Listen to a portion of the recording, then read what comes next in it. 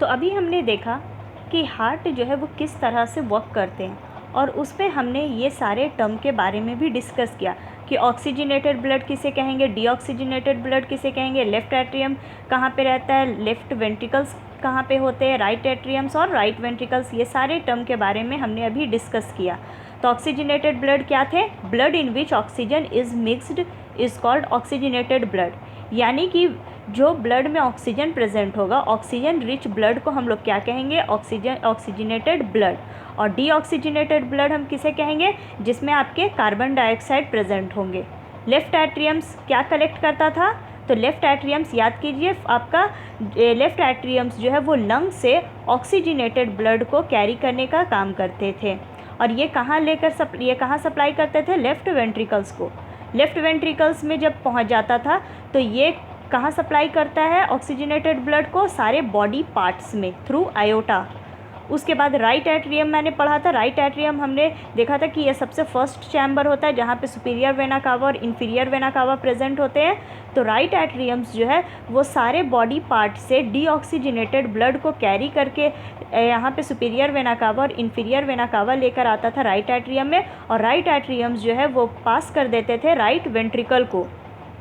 Right ventricle, यहाँ पे जब आपका राइट वेंट्रिकल्स में जब डीऑक्सीजनेटेड ब्लड पहुँचता था तो ये डीऑक्सीजनेटेड ब्लड को कहाँ पंप कर देते थे? लंग्स में। अब आइए, पल्मोनरी सर्कुलेशन हम किसे कहते हैं? तो पल्मोनरी सर्कुलेशन क्या होता है? Deoxygenated blood moves from heart to lungs and converts into oxygenated blood, and then this oxygenated blood moves back to heart. This one circulation of blood is called pulmonary circulation. Pulmonary circulation हम उसे कहेंगे कि heart से वापस heart में ही आना, यानी कि जैसे हमने देखा था कि जो राइट साइड वाले चैम्बर होते थे तो डीऑक्सीजनेटेड ब्लड पहले कहाँ जाता था? हार्ट से कहाँ जा रहा है? लंग्स में। और लंग्स में जाने के बाद क्या बन जा रहा था? ऑक्सीजनेटेड। तो ये कन्वर्ट हो जाते हैं ऑक्सीजनेटेड में, और ऑक्सीजनेटेड ब्लड को पल्मोनरी वेन वापस कैरी करके कहाँ ले आ रहे थे? हार्ट तक में, यानी हार्ट से ही गया और वापस हार्ट में ही आ गए। तो इस तरह का सर्कुलेशन को हम लोग कहेंगे पल्मोनरी सर्कुलेशन। जैसे आपका हार्ट के लिए वर्ड यूज़ किया जाता है कार्डियक, उसी तरह लंग्स के लिए हम लोग टर्म यूज़ करते हैं पल्मोनरी। इसका मतलब होता है यहाँ पे जो है वो हार्ट से लंग्स में जाएंगे और लंग्स से वापस हार्ट में आ जाएगा ब्लड। तो इस तरह के सर्कुलेशन को हम लोग कहते हैं पल्मोनरी सर्कुलेशन। अब नेक्स्ट आते हैं सिस्टमिक सर्कुलेशन। तो सिस्टमिक सर्कुलेशन हम किसे कहेंगे? तो इसमें क्या होता है कि जो ऑक्सीजनेटेड ब्लड होते हैं moves from heart to other organs and convert into deoxygenated blood, and then deoxygenated blood moves back to heart. This circulation of blood is called systemic circulation. Systemic circulation में हम लोग देख रहे हैं कि oxygenated blood जो है वो आपका हार्ट से सारे बॉडी पार्ट्स में डिफरेंट ऑर्गन्स में ये आपके रीच होते हैं। तो ये जब एक बार डिफरेंट ऑर्गन्स में पहुंचता है तो ऑक्सीजनेटेड ब्लड जो है वो वापस से कन्वर्ट किस में हो जाएगा? डीऑक्सीजनेटेड ब्लड में।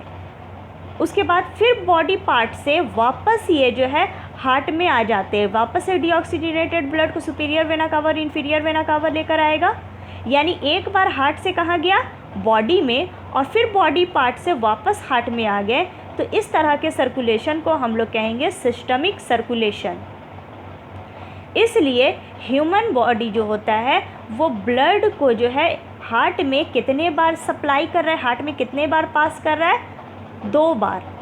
इसलिए इस तरह के सर्कुलेशन को हम लोग कहते हैं डबल सर्कुलेशन, यानी कि ब्लड जो है वो ह्यूमन हार्ट में 2 बार एंटर करेंगे, 2 बार पास होगा हार्ट से। इसलिए इस तरह के सर्कुलेशन को हम लोग कहते हैं डबल सर्कुलेशन। अब डबल सर्कुलेशन का यहाँ पे एक बहुत ही इम्पॉर्टेंट क्वेश्चन बनता है कि डबल सर्कुलेशन का एडवांटेज क्या है। तो डबल सर्कुलेशन जो है वो आपके बहुत ही इम्पॉर्टेंट रोल प्ले करते हैं। डबल सर्कुलेशन की वजह से जो डीऑक्सीजनेटेड ब्लड और ऑक्सीजनेटेड ब्लड जो है वो मिक्सअप नहीं हो पाते, और यहाँ पे आपका ज़्यादा से ज़्यादा आपका एनर्जी का प्रोडक्शन होता है, और ये एनर्जी जो है वार्म ब्लडेड एनिमल्स के लिए बहुत ही इम्पॉर्टेंट होते हैं। हम लोग भी वार्म ब्लडेड एनिमल्स हैं, तो हम लोग में भी आपका एक ऑप्टिमम एनर्जी चाहिए, और वो किस तरह से ये आपका प्रोवाइड होगा, डबल सर्कुलेशन के थ्रू। यानी डबल सर्कुलेशन जो है ऑक्सीजनेटेड और डीऑक्सीजनेटेड ब्लड को सेपरेट तो रखता ही है, साथ साथ एनर्जी को भी मेंटेन करने का काम करते हैं। तो ये है इसका एडवांटेज।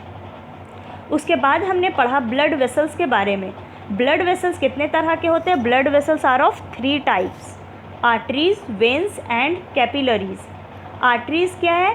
तो आर्टरीज जो है वो एक थिक वॉल्ड ब्लड वेसल्स होते हैं। ये कैरी करने का काम करते हैं ऑक्सीजनेटेड ब्लड को। कहाँ से कहाँ? हार्ट से डिफरेंट ऑर्गन्स में, एक्सेप्ट पल्मोनरी आर्टरी।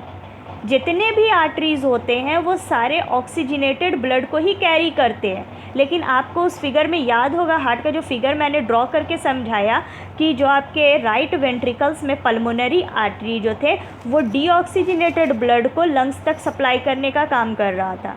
तो पल्मोनरी आर्टरीज़ को छोड़कर बाकी जितने भी आर्टरीज़ होते हैं वो ऑक्सीजनेटेड ब्लड कैरी करते हैं। और पल्मोनरी आर्टरीज़ जो है वो कैसा ब्लड को सप्लाई करता है? ये आपके डीऑक्सीजनेटेड ब्लड को कैरी करने का काम करते हैं। ये इसलिए ये एक्सेप्शन में आएंगे पल्मोनरी आर्टरी। उसके बाद आते हैं वेन्स। वेन्स क्या है? तो these are thin walled blood vessels which carry deoxygenated blood from different organs to heart. ये आपके कैसा ब्लड को कैरी करने का काम करते हैं? ये डीऑक्सीजनेटेड ब्लड को कैरी करते हैं, डिफरेंट ऑर्गन से कलेक्ट करते हैं डीऑक्सीजनेटेड ब्लड को, और ये सप्लाई करता है हार्ट तक ये पहुंचाने का काम करते हैं। तो यहाँ पे भी आपके एक्सेप्शन होंगे, क्योंकि हमने पढ़ा था कि जो आपके लेफ़्ट एट्रियम होते हैं, लेफ़्ट एट्रियम में आपका पल्मोनरी वेन प्रेजेंट होता है। पल्मोनरी वेन का ये आपका लंग से ऑक्सीजनेटेड ब्लड को लेकर आ रहा था। तो यहाँ पे पल्मोनरी वेन्स इसमें एक्सेप्शन हो जाएंगे कि पल्मोनरी वेन को छोड़